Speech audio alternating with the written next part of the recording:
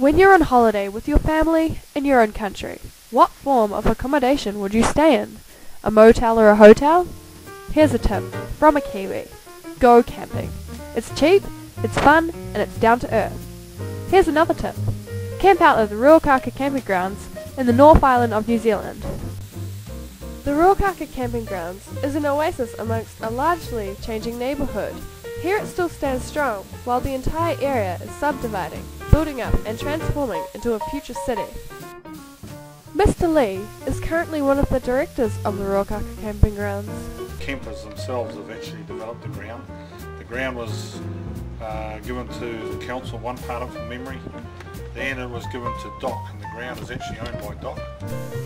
The land that the camping grounds are situated on was reserved in 1917 and brought under Part 2 of the Public Reserves and Domains Act 1908.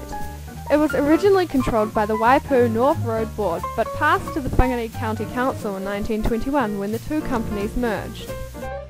The camping grounds have been around for many years. Alan Simons, who had been going to the Ruakaka Camping Grounds with his family for over 60 years, says things were quite different in the beginning. Well, we came for over 60 years to the camping ground. And of course in the early days you had to go across the river to get to the camp. You couldn't come round where the bridge is now, in Northland. And you had to come at low tide or you were in trouble. There were many people that got caught, weren't there? Yes, yes. Back when Alan Simons first started going to the camping grounds, there was very little to it. One small camping ground. That's now known as Camp 2, I think. Many of the conditions were fairly primitive.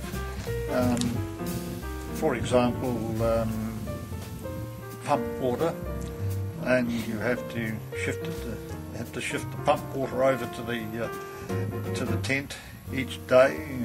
You had drop loos and no bathrooms. No shower block at all? No, so it was pretty primitive in the early stages. It is now the year 2007, and a lot has changed since Alan Simons and his family last stayed at the camping grounds. Over the peak period, there are literally thousands pitching their tents in Ruakaka. We run over our peak period. We're looking at, because we're shifting people on and off all the time, we're looking at 2,500 to 3,000 people just for that month, 6 weeks. It actually works from Christmas Day through till anniversary weekend, and then we get another shift of people which comes through from the retired people come through for the month of February. So where we load up for Easter just for a weekend. You're looking at 1,800 probably people, 2,000. So why is it that so many people go camping? You're out in the fresh air, aren't you? You know, you stay in a motel, it's all, I don't know, it's a different class of people. You have your different classes of people, and I think the camping side of it is the people that are naturally New Zealanders. But why is it that the natural New Zealanders choose to camp at the Ruakaka Camping Grounds? It was just such a wonderful holiday. There was so much to do. There was the river to play in. There were plenty of cockles, flounder, fishing off the ocean beach.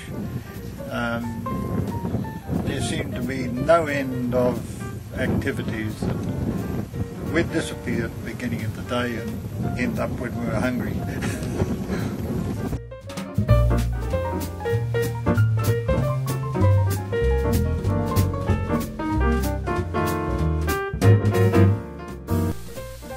The neighbourhood around the camping grounds is changing dramatically. For instance, the One Tree Point camping grounds have subdivided and placed a motel on the land. A sewage system is going to be constructed in Ruakaka South. The One Tree Point Marina has been built and the number of people living in the area has increased incredibly. With all of these new changes to the area, the number of people is going to increase even more intensely over the next few years. Alan Shedden has worked at the Bream Bay Real Estate for 7 years and he too has noticed many significant changes within this area. Quite a few significant ones really. The first one of course was the log port. That was a huge one. And that's just improved the area considerably. That's had a huge impact on it. The other ones we've got are like the Marsden Cove Marina down there, which is going to putting us on the map. We've got Niwa down here with the fish farms, and also there's a Blue Pacific. They're growing mussels and stuff.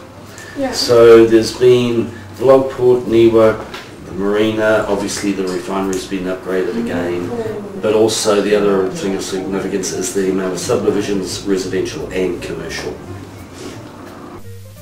The developments are not the only changes in this area. The price of land also contributes to the area's prosperity. Did some research this morning and I took a particular street on Monterey Point, a very popular street. 5 years ago, I look back on some sales, 5 years ago they were selling for $85,000. Today, and we sold one about a month ago, $210,000. Oh. So that's over 100%. And that's just an ordinary, just a good street at $100. So from 85 to 110. The sections down here in the village, I mean, I believe, to give you an idea, not only sections, but houses down here in the village, we were selling, well, I know of an example. Okay, I sold one for $135,000 to a chap in Auckland, and we on-sold it about 5 years later for $335,000. Yeah, so there has been a huge increase. The reality is, Ruakaka is a largely changing community and will without a doubt become another large city. Now the question is, will the Ruakaka Camping Grounds remain there? So far, the outlook is positive, the demand is high, and it is in the perfect place. We may see the Ruakaka Camping Grounds around for another 60 years yet.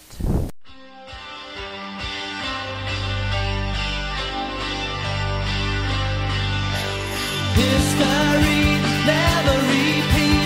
I tell myself before I go to sleep. Don't say the words you might regret. I lost before, you know I can't forget.